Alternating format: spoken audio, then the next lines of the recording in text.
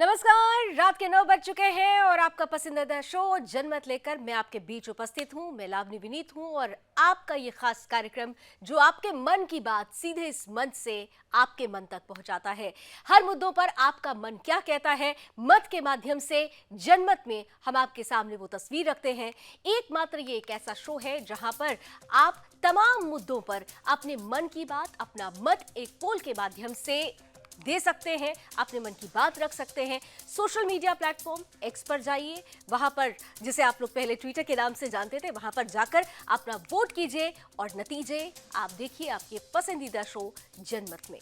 तो जनमत के सफर को अब शुरू करेंगे क्योंकि खबरों से बाखबर करना हमारा उद्देश्य है। तो खबरों की खबर में आज सबसे पहले बात होगी उस रिश्ते की जो नई कहानी गढ़ रहा है। रिश्ता पुराना है, सेंटिमेंट्स पुराने हैं, लेकिन दोस्ती के एलिमेंट्स नए आ गए हैं। बिल्कुल, भारत और रूस के संबंध किस तरीके से प्रगाढ़ होते जा रहे हैं। ऐसे समय में जब पश्चिमी देश लगातार रूस को अलग थलग कर रहे हो, भारत और रूस की ये दोस्ती वसुधैव कुटुंबकम की भावना के साथ रूस यूक्रेन युद्ध के समाधान की तरफ संवाद की दिशा में आधार बनाती हुई नजर आ रही है। विस्तार से करेंगे इस खबर पर बात। इसके साथ ही साथ कुछ और खबरें हैं जिनसे आपको बाखबर होने की जरूरत है। आगे बढ़ते हैं, जरा देख लेते हैं अगली खबर जल्दी से। हम इसके साथ ही साथ बात करेंगे कि चुन चुन कर मारना है, क्योंकि जिस तरीके से घाटी के बाद अब जम्मू आतंकियों के निशाने पर है, एक के बाद एक जम्मू में आतंकवादी घटनाएं बढ़ती जा रही हैं। हमारी सेना के कई जवान वीरगति को प्राप्त हुए हैं, उनको टारगेट किया गया है। इसके पहले अगर आपको याद होगा कि जम्मू में ही श्रद्धालुओं से भरी हुई बस को टारगेट किया गया था। इसलिए देश ये कह रहा है कि बदला लो, चुन चुन कर खत्म करो। क्या कहती है ये कहानी, ये भी बताएंगे आपको विस्तार से। इसके अलावा आपको उत्तर प्रदेश के हाथरस कांड की भी कहानी बताने वाले हैं। वो कहानी जो अपने उपसंहार की तरफ पहुंच रही है, जिसमें साफ तौर पर ये कहा जा रहा था कि एक्शन लेना चाहिए। एक्शन में आई है सरकार और एक्शन लेते हुए उन तमाम ऑफिसर्स को, उन अधिकारियों को सस्पेंड कर दिया गया है जो हाथरस हादसे के पीछे बड़ा आधार बन रहे थे। कौन कौन से अधिकारी हैं, क्या क्या एक्शन लिया गया है, विस्तार से होगी जनमत पे इस पर भी बात। इसके अलावा हम बात करेंगे देश के लोकसभा में नेता प्रतिपक्ष राहुल गांधी की, जो अपने संसदीय क्षेत्र रायबरेली नेता प्रतिपक्ष नेता विपक्ष बनने के बाद पहली बार पहुंचे हुए थे। मौका रायबरेली के लोगों से मिलने का था, लेकिन राहुल का एक बयान रायबरेली के हिंदुओं के हृदय में चुभ गया। राहुल गांधी ने कहा था, याद होगा आपको, कि हिंदू हिंसक होता है। आज जब राहुल गांधी रायबरेली पहुंचते हैं तो उनको इसी सवाल का सामना करना पड़ता है। पोस्टर्स लग जाते हैं और पूछा जाता है कि राहुल गांधी आखिर जवाब दो कि हिंदू कैसे हिंसक होते हैं।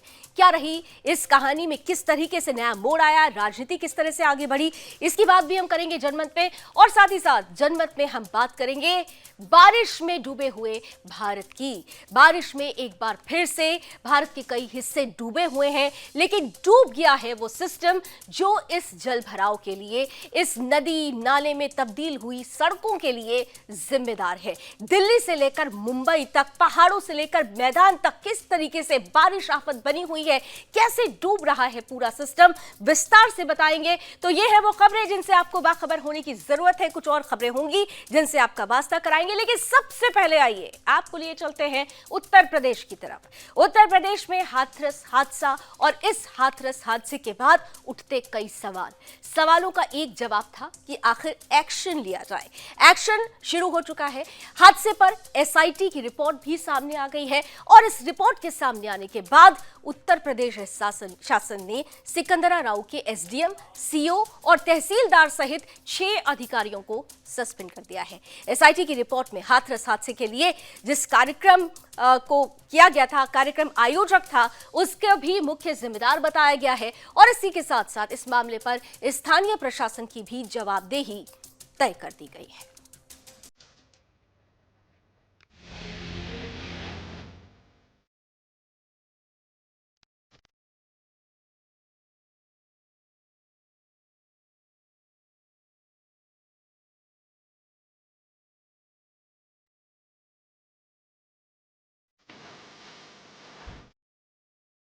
हाथरस हादसे में हुई मौत के प्रचंड तांडव के 8 दिन बाद अब योगी सरकार ने बड़ा एक्शन लिया है।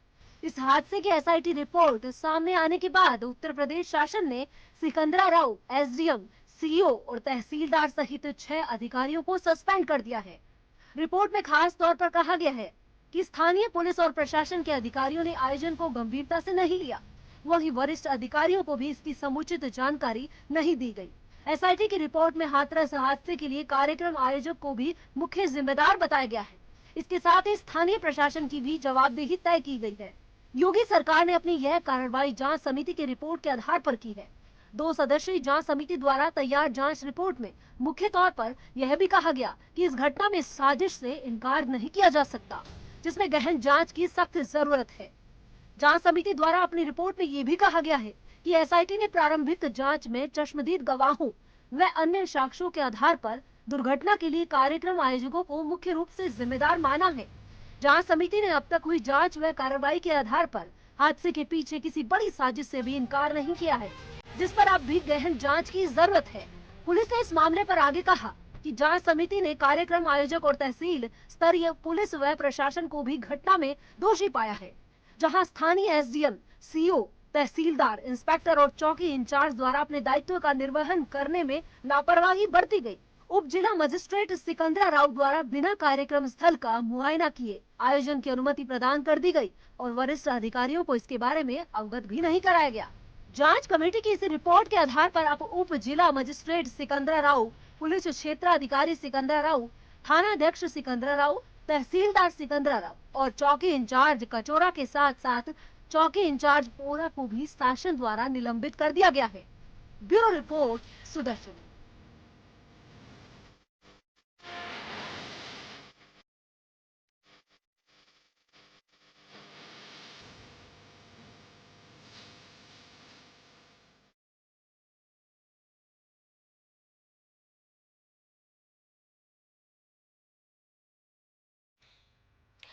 तो इसमें कोई दो राय नहीं है कि जब कोई बड़ा कार्यक्रम आयोजित किया जाता है तो समन्वय होना चाहिए आयोजनकर्ता और पुलिस प्रशासन के बीच में, लेकिन यहाँ पर दोनों ही गंभीर नहीं दिखे, दोनों ने ही संजीदगी नहीं दिखाई और नतीजा हाथरस कांड के रूप में, हाथरस हादसे के रूप में देश के सामने था।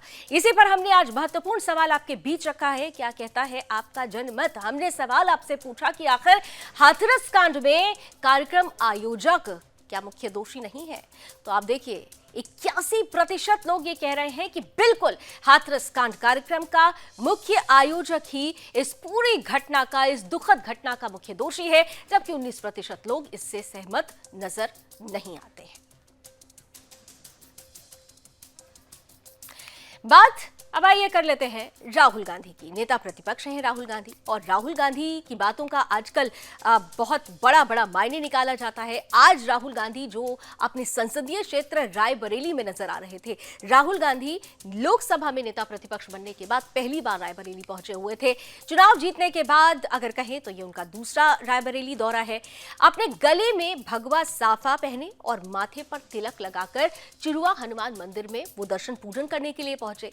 रायबरेली में विभिन्न स्थलों का दौरा करने के साथ साथ अधिकारियों से उन्होंने खास मुलाकात भी की, लेकिन इन सब के बीच आज राहुल गांधी के इस दौरे से भी ज्यादा रायबरेली के विभिन्न स्थानों पर लगे हुए उन पोस्टरों की चर्चा हुई जिसके माध्यम से रायबरेली के हिंदुओं ने राहुल गांधी के उस बयान पर सवाल पूछा जिन बयानों में राहुल गांधी ने हिंदुओं को हिंसक करार दिया था। राहुल गांधी से हिंदू आक्रोशित है, नाराज है, क्योंकि रायबरेली के हिंदुओं ने भी रायबरेली के प्रतिनिधि के रूप में राहुल गांधी को चुना था। तो ऐसे में राहुल गांधी का हिंदुओं को हिंसक कहना रायबरेली के हिंदुओं को रास नहीं आया, और इसीलिए उन्होंने आज राहुल गांधी से आखिर पूछ ही लिया कि बताइए राहुल जी कि आखिर हिंदू हिंसक कैसे है।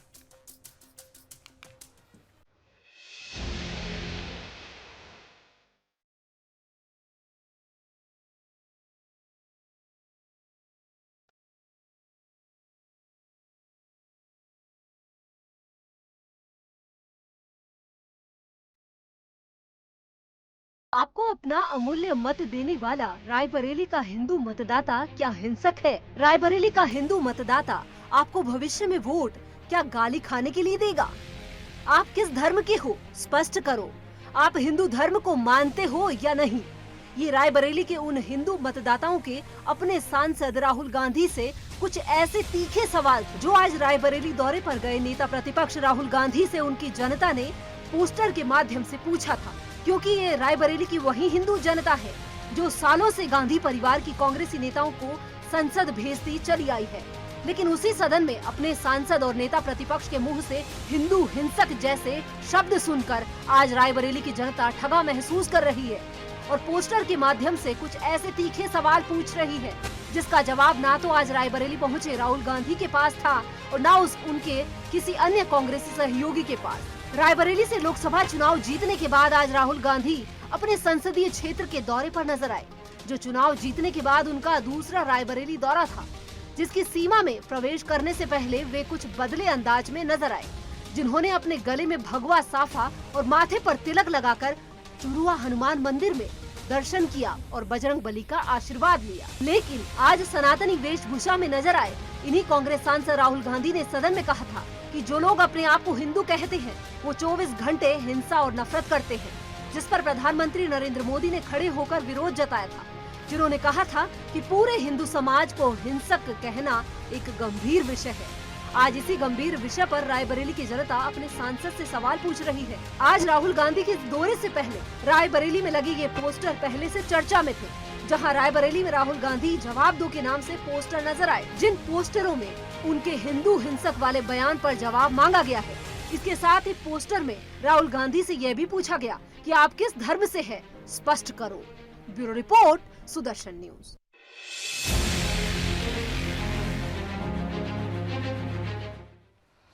तो वो हिंदू जो पैरों के नीचे चींटी आने के बाद भी 100 बार उनसे माफी मांगकर पश्चाताप करता है, वो हिंदू जिसने आक्रांता मुगलों को बहुसंख्यक हिंदू आबादी वाले हिंदुस्तान में एक्सेप्ट कर लिया, आश्रय दे दिया, आत्मसात कर लिया, वो हिंदू हिंसक कैसे हो सकता है? और इसीलिए आज देश के हिंदू ये सवाल पूछ रहे हैं कि क्या हिंदू वाले बयान पर राहुल गांधी घिर गए हैं?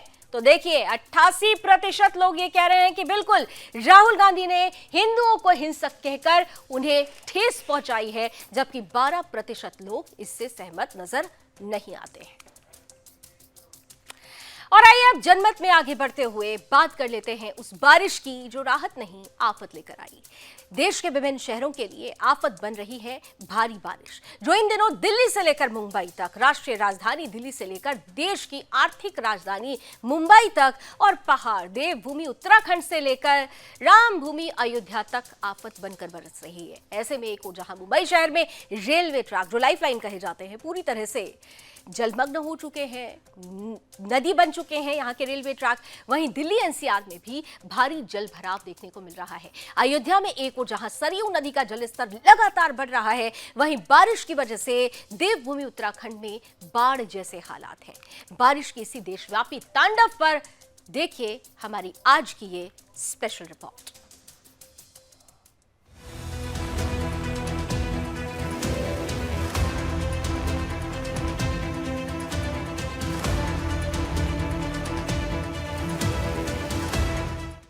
भीगी हुई सड़कों पर सरपट दौड़ती गाड़ियां, डूबी हुई पटरियों पर चलती रेल और सावन के इसी बौछार से बचते बचाते काम पर जाते लोग, बड़े फ्लैट्स की बालकनियों में बैठकर चाय की चुस्कियों के साथ दिखने वाली बारिश के ये नजारे दूर से भले ही बड़े सुहावने लगते हैं, लेकिन बारिश के इन्हीं दिनों में सड़क पर सिस्टम की मार झेलते लोगों के लिए सावन की ये बौछार किसी आफत से कम नहीं है, क्योंकि बड़ा शहर हो या फिर छोटा, आज देश का वो हर एक इलाका पानी से जूझता नजर आया जहां आज बारिश हुई। आपके टेलीविजन स्क्रीन पर नजर आ रही डूबी पटरियों पर दौड़ती हुई रेल की ये सच्ची तस्वीर देश की आर्थिक राजधानी कही जाने वाली मुंबई शहर की है, जहां एक ही दिन में इतनी बारिश हो गई जितनी कि दिल्ली में एक महीने में होती है, जिस वजह से क्या सड़कें और क्या रेलवे ट्रैक सब के सब डूब चुके हैं। मुंबई की सड़कें दरिया बन चुकी हैं, स्कूल बंद कर दिए गए हैं और मौसम की इस मार की कीमत आम मुंबईकरों को चुकाना पड़ रहा है।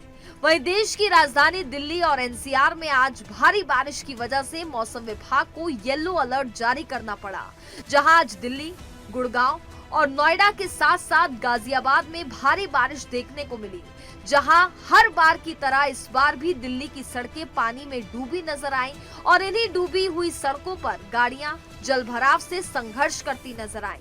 मुंबई और दिल्ली एनसीआर के अलावा आज ओडिशा के पुरी में भी भारी बारिश के नजारे देखने को मिले।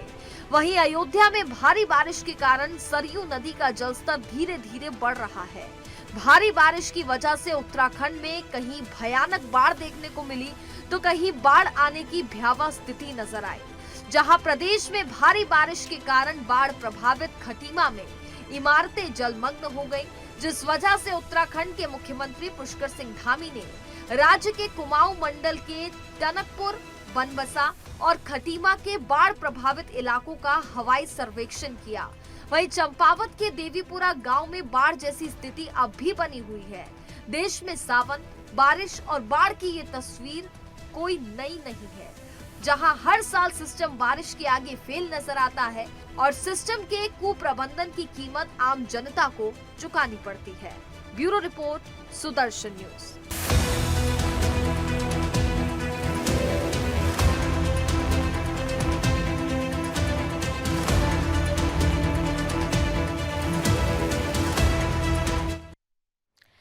सावन पर बहुत सारे गीत बने हैं और अक्सर जब मानसून का मौसम आता था हम और आप बहुत सारे गीत गुनगुनाए करते थे, लेकिन अब तो गीत गुनगुनाने का भी दिल नहीं करता क्योंकि सावन से अब लोग बचना चाहते हैं। बारिश आती है राहत लेकर नहीं बल्कि आफत लेके। लेकिन क्या सिर्फ बारिश को, प्रकृति को दोष देना काफी होगा या फिर हम सीधे कहें कि इसके लिए हम जिम्मेदार यानी हमारा सिस्टम जिम्मेदार है? तो इसीलिए हम सवाल आज आपसे पूछ रहे हैं कि सिस्टम की नाकामी, पोल जरा आज का देख लेते हैं। सिस्टम की नाकामी, जल भराव की क्या बड़ी वजह है? तो देखिए 96% लोग ये कह रहे हैं कि बिल्कुल अगर सिस्टम दुरुस्त हो तो जल भराव की स्थिति आएगी ही नहीं, यानी सिस्टम की नाकामी जल भराव की बड़ी वजह है।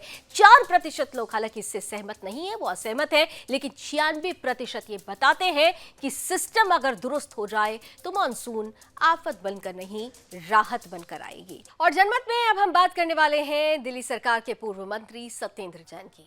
दरअसल मनी लॉन्ड्रिंग मामले में गिरफ्तार सत्येंद्र जैन की अंतरिम जमानत याचिका राउज एवेन्यू कोर्ट ने खारिज कर दी है। सत्येंद्र जैन ने स्वास्थ्य के आधार पर अंतरिम जमानत की मांग की थी, जिसे खारिज कर दिया गया है। इससे पहले भी आपको याद होगा कि सत्येंद्र जैन पर भ्रष्टाचार का मामला जब सामने आया था, उसके बाद लगातार सत्येंद्र जैन ये कह रहे थे कि उन पर लगाए गए आरोप, उन पर लगे हुए आरोप निराधार है। जमानत को लेकर कई बार उन्होंने याचिकाएं लगाई, लेकिन बार बार उनको निराशा हाथ लगी। वास्तव में दिल्ली में एक समय पर सीसीटीवी कैमरा लगाया जाना था, जो दिल्ली की आप सरकार का सबसे बड़ा प्रोजेक्ट था, जो पूरे 571 करोड़ का प्रोजेक्ट था। लेकिन कैमरा लगाने में देरी हो गई और इससे जुड़ी भारत इलेक्ट्रॉनिक कंपनी पर 16 करोड़ का जुर्माना लगा। वहीं सत्येंद्र जैन पर 16 करोड़ का जुर्माना माफ करने के बदले कंपनी से 7 करोड़ घूस लेने का आरोप है। दिल्ली के स्वास्थ्य मंत्री रह चुके सत्येंद्र जैन फिलहाल तिहाड़ जेल में बंद हैं।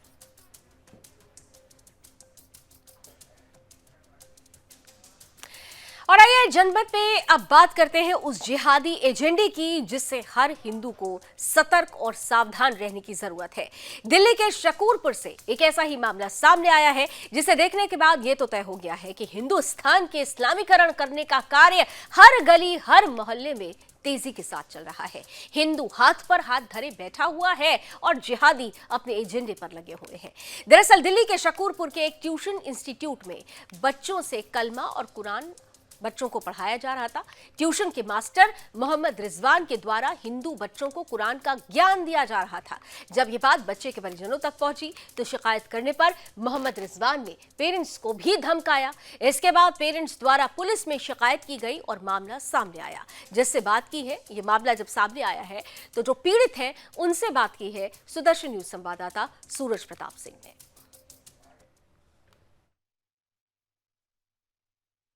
हिंदुस्तान को इस्लामीकरण कराने के मामले गली गली मोहल्ले मोहल्ले से सामने आने लग गए हैं।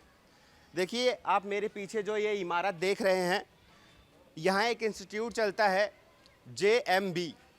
जब यहाँ पर एडमिशन कराया जाता है तब ये बताया जाता है पेरेंट्स को कि जय माता दी नाम से हम इंस्टीट्यूट चलाते हैं, और ये फुल फॉर्म JMB का बताकर यहाँ पर बुलाया जाता है। उसके बाद एडमिशन लेते हैं।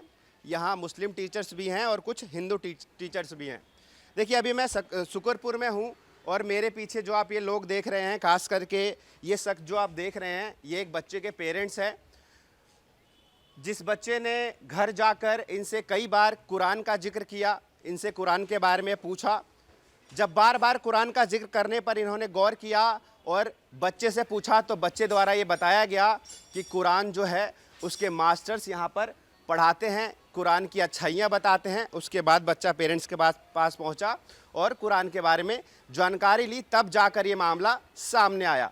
उसके बाद पेरेंट्स द्वारा जब फ़ोन किया गया टीचर्स के पास, आपको एक और बात बता दूं, टीचर का नाम रिजवान था, जो कुरान की शिक्षा देते हैं यहाँ पर इस इंस्टीट्यूट में।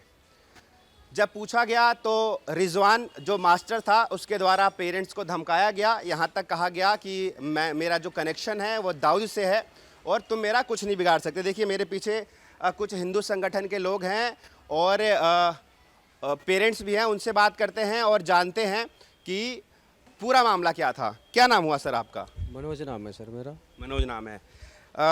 आपके बच्चों को यहाँ पर कुरान पढ़ाया गया, ये मामला कैसे आपके सामने आया?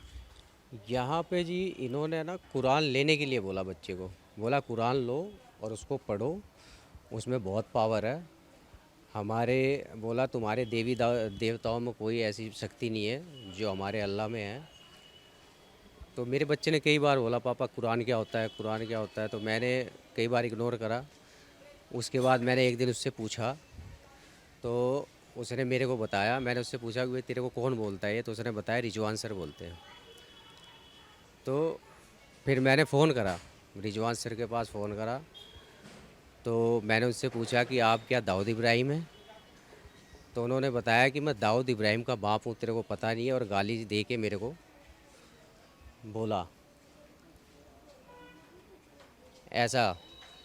तो कुछ ऐसा है कि अब मैं क्या बताऊं, और जबकि उनके भाई खुद सरकारी स्कूल के टीचर हैं। रिजवान का? हाँ, उन्होंने भी हिंदू लड़की से अपने स्टूडेंट से शादी करी हुई है। तो उनका शुरू से ही ऐसा सिस्टम रहा है। अच्छा, पुलिस में जब आप गए कंप्लेन करने तो पुलिस का क्या कहना था? मदद किया पुलिस ने? हाँ, पुलिस ने एफआईआर दर्ज करा है। पुलिस ने एफआईआर दर्ज करा है और वो फरार है। अब ये है कि जल्दी पकड़े जाएंगे। हमारे साथ कुछ हिंदू संगठन के लोग हैं, इनसे भी बात करते हैं। स्टार्टिंग में पुलिस जो है इस मामले में संज्ञान नहीं ले रही थी, एफआईआर दर्ज नहीं कर रही थी, लेकिन इन लोगों के काफ़ी दबाव के बाद जाकर कल शाम को पुलिस ने जो है इस मामले में एफआईआर दर्ज की। क्या था जब आप पुलिस स्टेशन गए इस मामले को लेकर, तो पुलिस का क्या रिस्पॉन्स था? पुलिस का रिस्पांस जैसे कि अभी पहले बताइए, थाना कौन सा लगता है? थाना सुभाष पैलेस लगता है। तो जैसे इस मामले को लेकर हम पहुँचे तो कहीं ना कहीं पुलिस, जैसा कि आपको पता है, जांच का विषय एक लोगों के लिए डाल दिया थी। तो ऐसा ही जांच का विषय के लिए इस एफआईआर को करवाने के लिए कम से कम हमारे को 2 से 3 दिन लग गए। इसके बीच में कई संगठनों ने भी इसमें सहयोग किया। जैसे हमारे को भी पता लगा, मैं दीपक पारचा, दिल्ली टाइगर ग्रुप संस्थापक। तो जैसे हमारे को भी पता लगा कि क्योंकि हमारा विषय किसी जाति को लेके नहीं है, हमारा विषय उन लोगों से है जो आपस में भेड़ भिड़वाने का काम करते हैं, कहीं ना कहीं शांति को भंग करने का काम करते हैं। देश में, हिंदुस्तान देश के अंदर सभी भाइयों को जीने का एक अधिकार है। हर जाति विशेष, हर सब भाई अल्लाह को भी मानते हैं, राम को भी मानते हैं। देखिए, धर्म परिवर्तन, लव जिहाद, लैंड जिहाद, अपने प्रधानमंत्री मोदी के इस बार इलेक्शन में मुंह से भी सुन लिया, वोट जिहाद, ये तरह तरह के जो मामले हैं हिंदुस्तान के कोने कोने से सामने आते रहते हैं और कहीं ना कहीं इनके पीछे सिर्फ एक लक्ष्य होता है कि किस तरह जो है हिंदुओं को कन्वर्ट किया जाए, किस तरह हिंदुस्तान को इस्लामीकरण किया जाए। देखिए, ये इंस्टीट्यूट का जो गेट है ये बंद है। यहाँ के मास्टर जो हैं रिजवान और उनके जो साथी हैं वो फरार हैं और कहीं ना कहीं देखिए, अगर उनकी गलती नहीं होती तो गेट पे ताला नहीं होता और वो यहाँ पर जवाब देने के लिए उपस्थित होते। फिलहाल देखिए, ये एक छोटा सा मामला जो है इस्लामीकरण का, ये एक गली, एक मोहल्ले का है। ना जाने हिंदुस्तान में कितने ऐसे गली मोहल्ले होंगे, कितने ऐसे बच्चे होंगे जिनको कुरान पढ़ाया जा रहा होगा, कलमा पढ़ाया जा रहा होगा, लेकिन पेरेंट्स तक ये बात नहीं पहुंचती होगी और पेरेंट्स तक ये बात पहुंचता भी होगा तो कहीं ना कहीं दब जाता होगा। तो ज़रूरी है कि आगे बढ़े, आवाज़ उठाएं, अपने धर्म को बचाएं। फिलहाल के लिए कैमरा पर्सन चंदन के साथ मैं सूरज, सुदर्शन न्यूज़, दिल्ली। धर्मो रक्षति रक्षता, धर्म को बचाइए तभी आप सुरक्षित रहेंगे और धर्म के लिए जरूर आवाज उठाइए। और जनमत में बात अब उस धार्मिक, आध्यात्मिक, आर्थिक और सामाजिक यात्रा की जिसे पंढरपुर यात्रा कहते हैं, जो हर बार की तरह इस बार भी महाराष्ट्र में बड़े जोर शोरों के साथ निकाली जा रही है, जहां इन दिनों भक्तों यानी वारकरियों का उत्साह देखते ही बन रहा है। संतों की पावन भूमि महाराष्ट्र में पंढरपुर की यात्रा निकाली जाती है। इस यात्रा में लाखों की संख्या में श्रद्धालु सहभागी होते हैं। इन लाखों भक्तों की व्यवस्था कैसे होती है, ये लोग कहाँ रहते हैं, क्या खाते हैं, गांव-गांव चलते हुए आखिर ये लोग सब कुछ कैसे संभाल लेते हैं, ये सब कुछ जानने का प्रयास किया है सुदर्शन न्यूज संवाददाता प्रियंका लाठी ने, जो इस बार इस वारकरी यात्रा का हिस्सा बनी है। लाखों वारकरी लोग आळंदी से पंढरपुर की यात्रा पैदल कर रहे हैं और छोटे छोटे गांवों से ये यात्रा गुजरकर पंढरपुर तक पहुंचेगी। 21 दिनों की ये यात्रा है, पर क्या आप जानते हो कि ये लोग कहाँ रहते हैं, कहाँ खाते हैं? क्योंकि अपना घर संसार छोड़ के जब ये लोग 21 दिन की यात्रा करते हैं तो रहने की और खाने की क्या व्यवस्था होती है, चलिए आपको दिखाते हैं। अभी मेरे पीछे आप देख सकते हो यहाँ पे बहुत जोर की अभी बारिश हो चुकी है और अभी भी यहाँ पे बारिश हो रही है, पर ये लोग कैसे रहते हैं, कहाँ खाते हैं, कहाँ खाना बनाते हैं, ये हम आपको दिखाएंगे। अभी आप मेरे पीछे देख सकते हो एक टेंट लगाया हुआ है बहुत बड़ा सा, और यहाँ पे औरतें जो है, महिलाएं जो है वो खाना बना रही है। पूरे दिंडी के लोगों के लिए यहाँ पे खाना बनाया जा रहा है और जगह जगह पे ये इस गैस सिलेंडर को साथ में रखते हैं और खाने का बहुत कुछ सामान भी साथ में रखते हैं। और जिस गांव में ये पालकी, जिस गांव में ये यात्रा रुकती है, वहाँ पे ये लोग अपना खाना खुद बनाते हैं। मेरे साथ और भी लोग हैं जिनसे हम बात करना चाहेंगे। काका, क्या बताना चाहोगे आप, कैसे ये सब इतने लोगों का खाना मैनेज होता है, ये रहने का बारिश में कैसे सब कुछ मैनेज होता है? अब ये तंबू तो आपने देखा है, तंबू लगाता है, खाना बनाता है। हमारे दिल्ली में 300 लोग है, 300 लोग का भी खाना बनाएगा शाम को। तो बारिश में आपके साथ बहुत सारे ओल्ड लोग भी हैं, जो बहुत बूढ़े हैं, जो 70-80 साल के भी हो चुके हैं। वो लोग बारिश में ये यात्रा कैसे कर लेते हैं? वो रेनकोट पहनते भी चलते, हाँ कर लेते। जैसे कि आपने देखा कि ये लोग बारिश हो, धूप हो या ठंड हो, ये लोग नहीं रुकते हैं और ये यात्रा हर साल इसी प्रकार बिना खंडित ये यात्रा चलती रहती है। बूढ़े लोग हैं इसमें जवान लोग भी बहुत से इसमें शामिल होते हैं और ये यात्रा का ये लोग अनुभव लेते हैं। महाराष्ट्र की इस यात्रा में राजस्थान से भी लोग शामिल हुए हैं, हम उनसे बात करेंगे। पाटी जी, क्या बताना चाहोगे, आप इस यात्रा में पहली बार आए हो कि आप हर 12 साल से मैडम मैं यही काम कर रहा हूँ। तो यात्रा का अनुभव बताइए। अनुभव हमारा, बारिश हो या गर्मी हो, कुछ भी हो, हम खाना बनाते हैं, सर्विस देते हैं और वो खिलाते हैं, अच्छा रिप्लाई मिलता है, बढ़िया है एकदम। कितने लोगों का आप रोज खाना बनाते हैं? 300 लोगों का, 300-350 दोनों टाइम 300-350 लोग। 12 साल से आ रहा हूँ। 12 साल से। तो अब कैसा अनुभव क्या रहा है आपका, क्या फील होता है इतने लोगों के लिए जब खाना बनाते हो, निस्वार्थ सेवा करते हो? सेवा करते हो, भगवान के नाम पे एकदम बढ़िया सब काम हो जाता है। तो जैसे कि आपने देखा कि राजस्थान से भी लोग महाराष्ट्र में आते हैं और यात्रा में लोगों की सेवा करने का अनुभव लेते हैं। कैमरामैन ऋतिक के साथ मैं प्रियंका लाठी, सुदर्शन न्यूज, नीमगांव केतकी। महाराष्ट्र संतों की भूमि है और इस संतों की भूमि में पंढरपुर वारी की परंपरा सालों से चली आ रही है। पर क्या आप जानते हो 5 से 7 लाख तक लोग इस वारी में जुड़ते हैं, पैदल 21 दिन के लिए चलते हैं और फिर आलंदी से, देहू से 2 पालकियां निकलती है, एक संत तुकाराम महाराज की और एक संत ज्ञानेश्वर महाराज की। और ये दोनों पालकियां पंढरपुर आके 21 दिन में लोग चल के ये वारी, ये यात्रा कवर करते हैं। पर आपको पता है कि इस यात्रा में ना इनके घर, अपना घर संसार सब कुछ छोड़ के ये लोग सिर्फ ज्ञानबा तुकाराम के नाम का जयघोष करके इस यात्रा में चलते रहते हैं।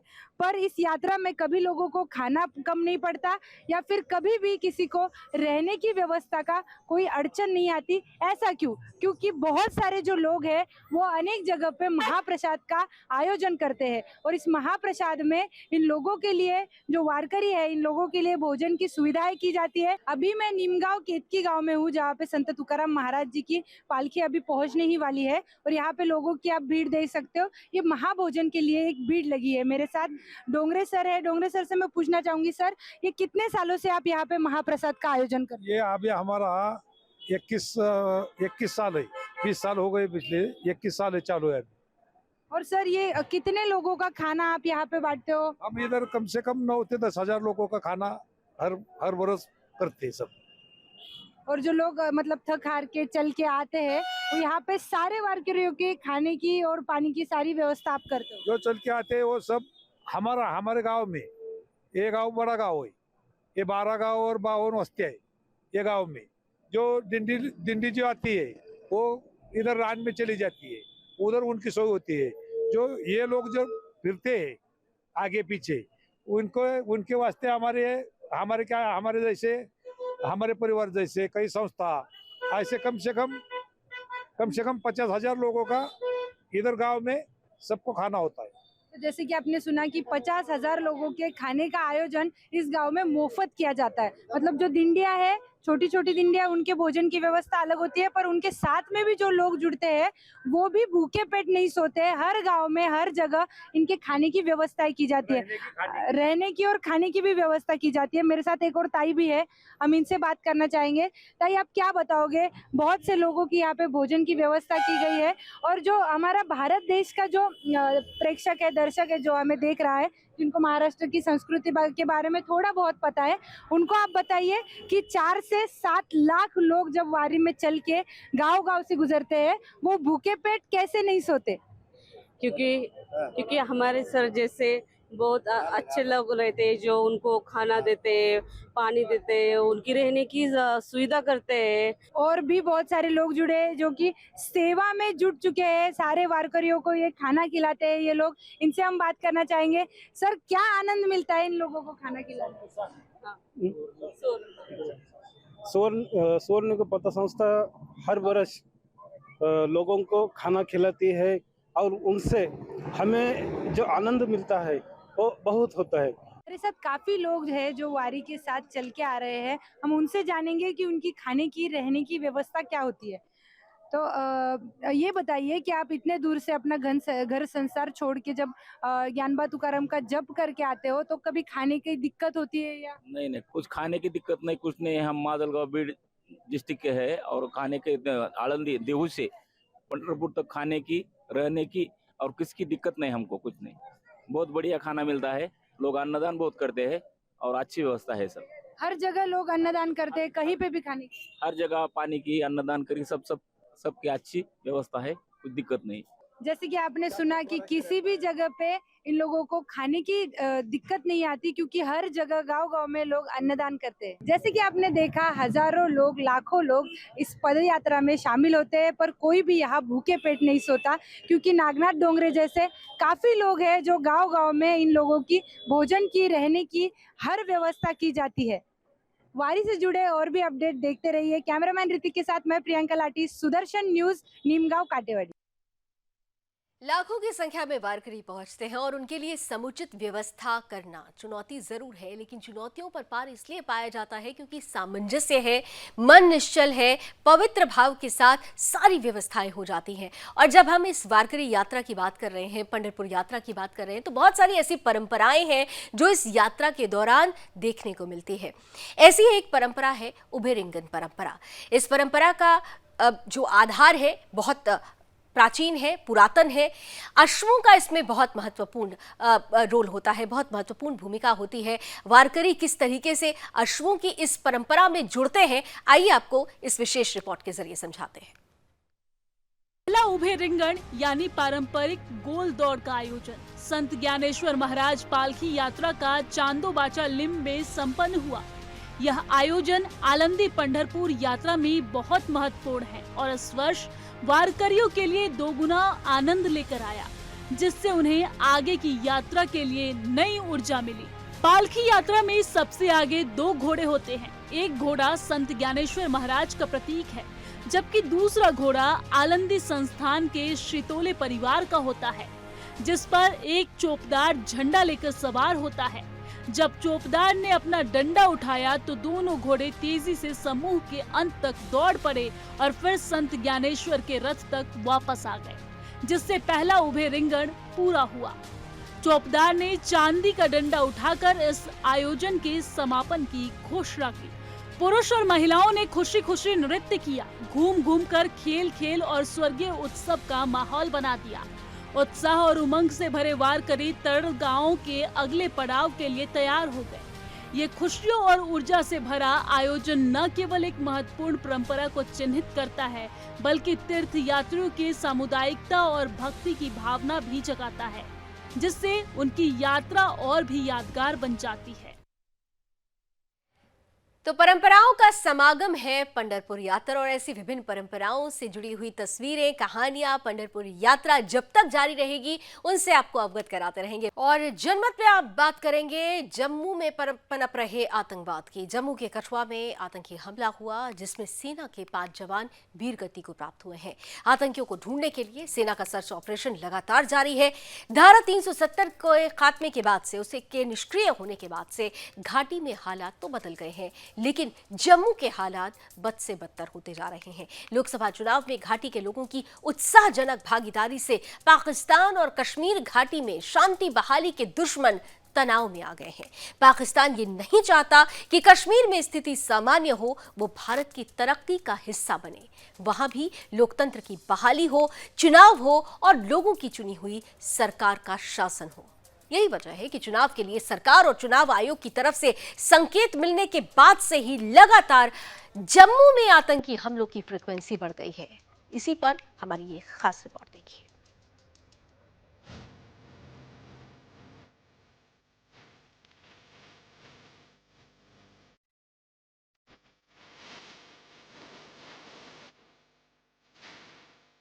जम्मू का कठुआ एक बार फिर गोलियों की तड़तड़ाहट से गूंज रहा है। धारा 370 हटने के बाद काफी समय तक यहां शांति रही, लेकिन दहशतगर्दों को जम्मू की ये शांति रास नहीं आ रही। प्रधानमंत्री की ओर से जैसे ही जम्मू कश्मीर में विधानसभा चुनाव के संकेत मिले, पाकिस्तान परस्त और लोकतंत्र के भक्षक सक्रिय हो गए। बीते दिनों सेना की गाड़ियों पर हुए आतंकी हमले में 5 जवान सूबेदार आनंद सिंह, हवलदार कमल सिंह, राइफलमैन अनुज नेगी, राइफलमैन आदर्श नेगी और नायक विनोद सिंह वीर गति को प्राप्त हो गए हैं। ये सभी वीर सपूत उत्तराखंड के थे। उत्तराखंड देवभूमि के साथ साथ वीरभूमि है, और आज हमारे 5 वीर जवानों के शहीद होने की सूचना मिली है, जो बहुत ही कष्टकारी है, दुखद है। लेकिन हमारे 5 जवान जिन्होंने अपना सर्वोच्च बलिदान दिया है भारत माता की रक्षा के लिए, हम सब की रक्षा के लिए, उनका बलिदान बेकार नहीं जाएगा और पूरा राष्ट्र उनको याद करेगा। निश्चित रूप से हमारे इन वीर जवानों का बदला लिया जाएगा। ये पाकिस्तान के इशारे पर आतंकवादी संगठनों द्वारा की गई कायरतापूर्ण कार्रवाई है। हमारे वीर सैनिक इसका कड़ाई से जवाब देंगे। आतंकी हमले के बाद सुरक्षा बलों का सर्च ऑपरेशन जारी है। 3 दिनों के भीतर ये दूसरा हमला है। हाल के महीनों में जम्मू दहशतगर्दों का नया ठिकाना बनता दिख रहा है। आतंकी नागरिकों, तीर्थ यात्रियों समेत सेना पर भी घात लगाकर हमले कर रहे हैं। इस हमले की जिम्मेदारी पाकिस्तान से ऑपरेट हो रहे आतंकी संगठन कश्मीर टाइगर्स ने ली है। 1 महीने के भीतर जम्मू में 7वां अटैक है। इसकी शुरुआत 9 जून को ही हो गई, जब देश में नई सरकार बन रही थी और आतंकियों ने रियासी में श्रद्धालुओं की बस को टारगेट किया। इसके बाद 12 जून को डोडा में 2 अटैक हुए। इसके बाद 26 जून को घटना दोहराई गई। सोमवार को हुई आतंकी घटना के बाद सेना मुंहतोड़ जवाब दे रही है। आतंकियों ने अपना टेरर प्लान बदला है। अब वो कश्मीर के बजाय जम्मू को टारगेट कर रहे हैं। जम्मू कश्मीर में चुनावों के ऐलान से पाकिस्तान तनाव में है, क्योंकि कश्मीर में शांति बहाली पाकिस्तान के कश्मीर प्लान पर पानी फेरने वाला है। Bureau report.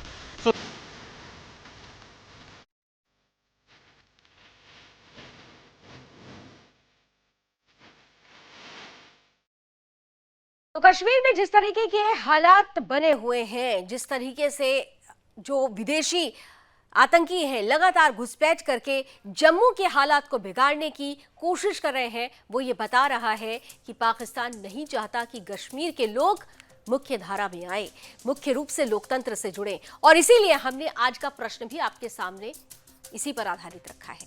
कश्मीर की खुशहाली से क्या आतंकी बौखला गए हैं? तो 95% लोग कह रहे हैं कि बिल्कुल आतंकी बौखलाए हैं। 5% लोग इससे सहमत नहीं है। लेकिन यहां पर इतना जरूर है कि जिस तरीके से सेना ने मोर्चा संभाल लिया है, बड़ा जवाब सेना की तरफ से जरूर दिया जा रहा है और कहा जा रहा है छेड़ने पर छोड़ेंगे नहीं।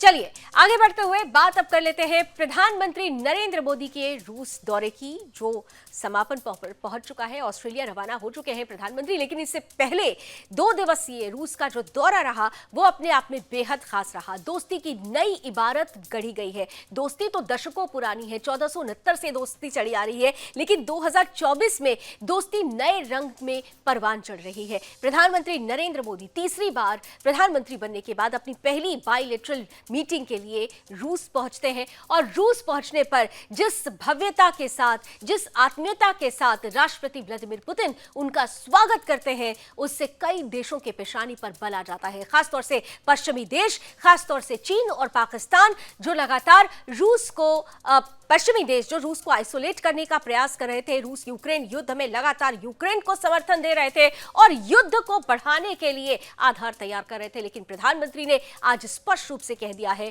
कि युद्ध समाधान नहीं है, संवाद समाधान है। इस बीच एक बड़ी महत्वपूर्ण तस्वीर देश के सामने आई जब प्रधानमंत्री नरेंद्र मोदी को रूस के सबसे बड़े नागरिक सम्मान से सम्मानित किया गया। ऑर्डर ऑफ सेंट एंड्रयू, रूस का सबसे बड़ा नागरिक सम्मान, जिसे आज प्रधानमंत्री नरेंद्र मोदी को सम्मानित किया गया है। यह सम्मान प्रधानमंत्री नरेंद्र मोदी के लिए 2019 में इसकी घोषणा कर दी गई थी, लेकिन 2019 के बाद से परिस्थिति नहीं बन पाई, प्रधानमंत्री का दौरा नहीं हो पाया। लेकिन इस बार 22वें वार्षिक शिखर सम्मेलन के दौरान प्रधानमंत्री को यह सर्वोच्च सम्मान दिया गया। प्रधानमंत्री ने इसे केवल अपना सम्मान नहीं बल्कि देश की 140 करोड़ जनता का सम्मान कहा है।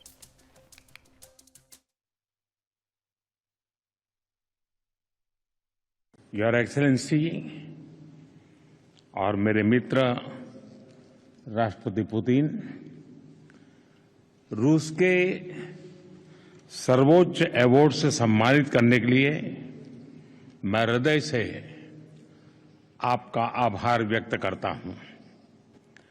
यह सम्मान केवल मेरा सम्मान नहीं है, यह 140 करोड़ भारतवासियों का सम्मान है।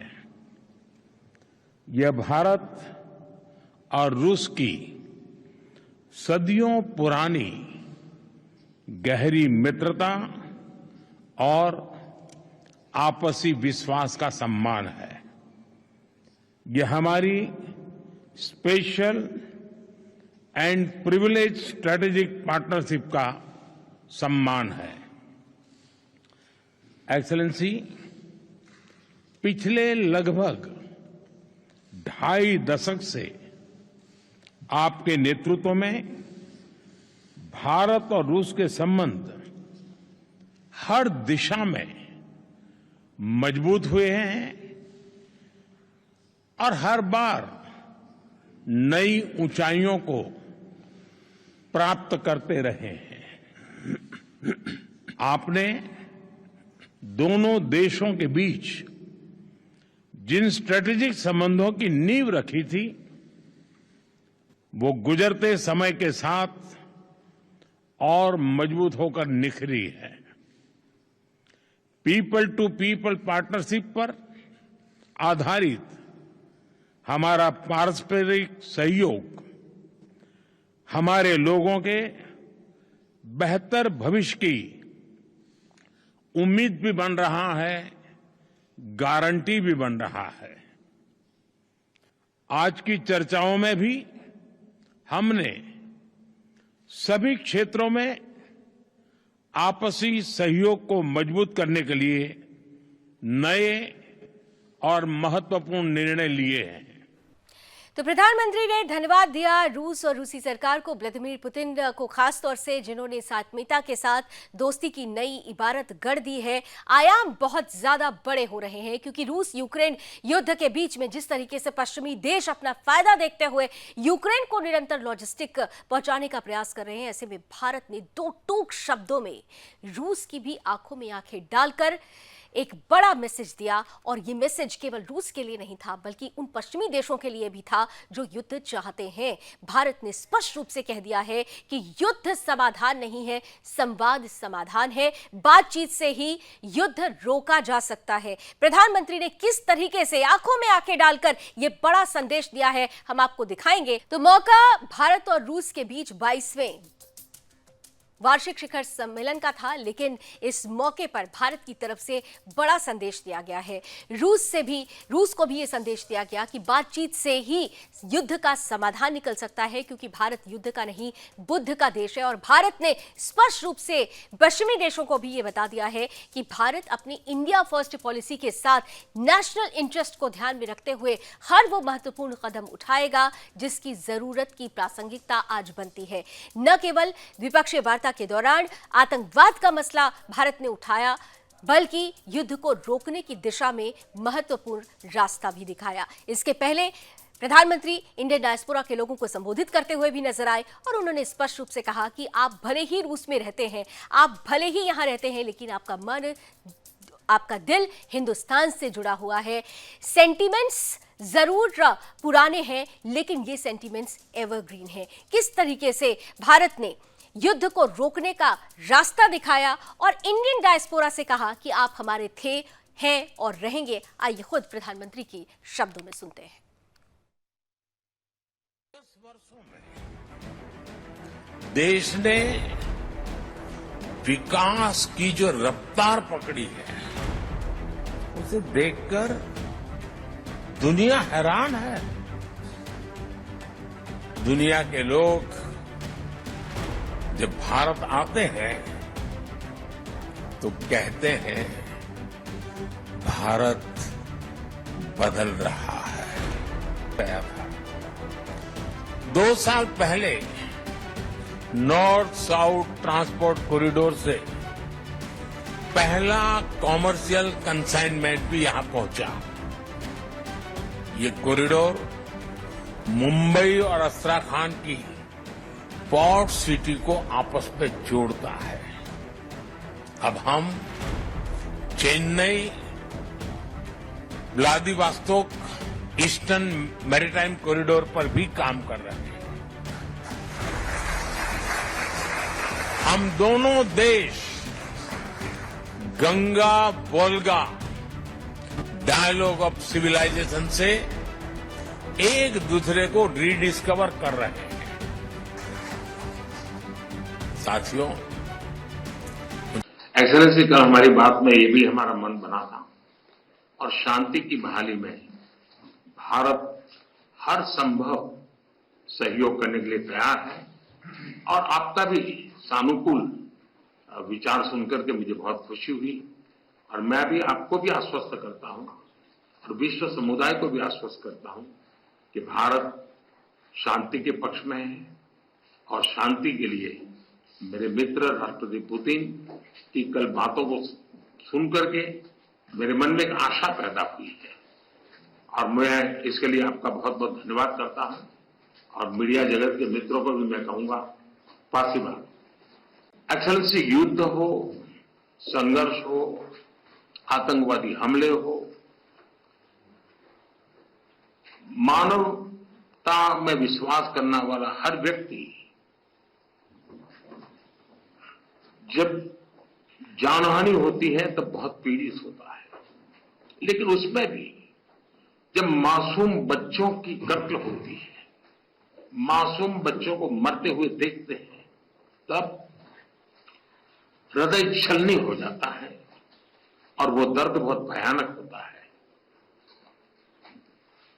और इस विषय में भी आप तो रूस किस तरीके से भारत के करीब था, है और रहेगा, इसकी बानगी आज खासतौर से देखने को मिली। और इसीलिए हम आज का सवाल भी आपसे पूछ रहे हैं कि रूस विश्व में भारत का सबसे बड़ा सहयोगी है। जब हमने आपके सामने ये प्रश्न रखा तो देखिए आपका मत क्या कहता है। 96% लोग ये मानते हैं कि बिल्कुल रूस विश्व में भारत का सबसे बड़ा सहयोगी है। 4% लोग इससे सहमत नहीं है, लेकिन 96% लोग ये मानते हैं कि रूस ने हर कदम पर, हर स्थिति में भारत का साथ दिया है और ये सबसे बड़ा सहयोगी है। तो रूस का ये दौरा बेहद खास रहा, अपने आप में बहुत सारे महत्वपूर्ण करार हुए हैं और इन सब के बीच अब रूस से प्रधानमंत्री रवाना हो चुके हैं ऑस्ट्रिया की तरफ। 40 सालों में पहली बार ऐसा होने वाला है जब कोई भारतीय प्रधानमंत्री ऑस्ट्रिया जा रहा है।